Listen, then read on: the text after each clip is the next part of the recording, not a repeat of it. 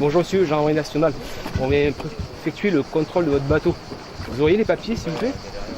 Donc, oui, contrat de location. Ce dispositif fait partie des opérations que nous menons tout au long de l'été pour mener des mesures de prévention, voire évidemment de sanctions si on constate des infractions graves, à l'égard de ceux qui fréquentent ce lieu qui est un lieu magnifique et que nous devons protéger. C'est un travail conjoint avec la gendarmerie nationale, avec le parc naturel régional de Corse pour mener ces opérations.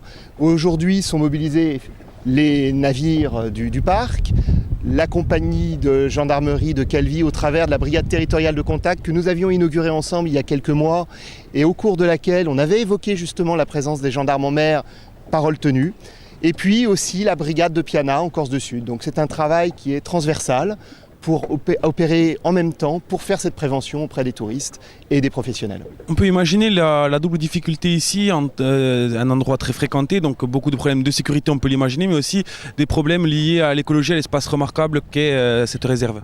C'est évident que cette prévention, elle touche à la fois la sécurité des équipages, vous avez assisté à des contrôles tout à l'heure, mais aussi les mesures de prévention. C'est tout le message que vous avez entendu diffuser, aussi bien par le parc que par la gendarmerie, à l'égard des touristes, sur le fait de ne pas accéder à terre, ne rien ramasser, ne pas pêcher évidemment, se baigner là où c'est autorisé, ne pas s'ancrer dans la réserve intégrale. Toutes ces mesures sont destinées vraiment à la prévention, pour la préservation de cet espace extraordinaire. Quelles sont, je dirais, les infractions les plus fréquentes ici?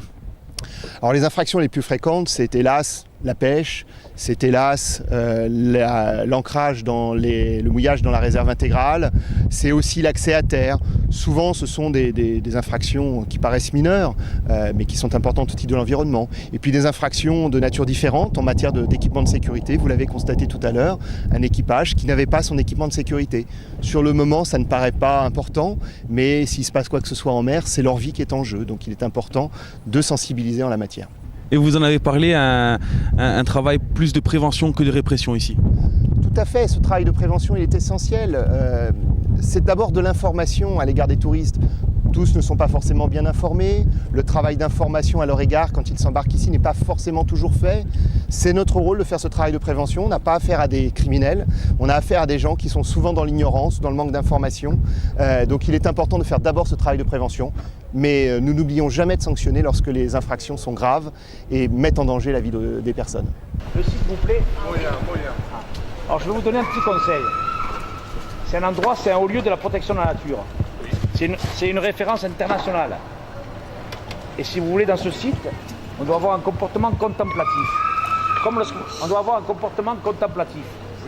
C'est-à-dire, comme dans une église, il faut respecter le site. Ça représente un renforcement du respect des réglementations.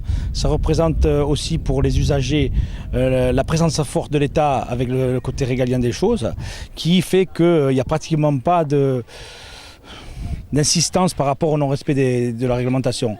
D'entrée, les visiteurs voient que les services de l'État sont là. Lorsqu'on voit les t-shirts bleus, le drapeau des douanes avec le drapeau bleu, blanc, rouge, ça calme les ardeurs de tous les visiteurs et ça facilite les choses. Ensuite, ça vient aider le travail quotidien des agents du parc régional, qui sont les gestionnaires de la réserve de Scandre, qui sont depuis les années 2010 débordés par cette surfréquentation.